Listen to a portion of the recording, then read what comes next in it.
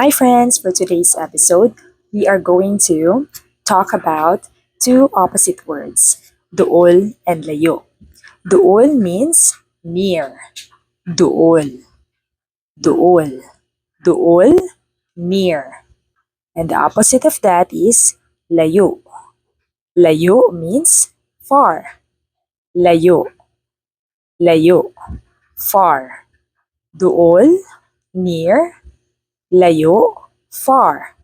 So if someone says, duol kaayo, it means it's very near. And if someone says, layo kaayo, it means it's very far. If someone says, duol ra, it means, oh, it's just near.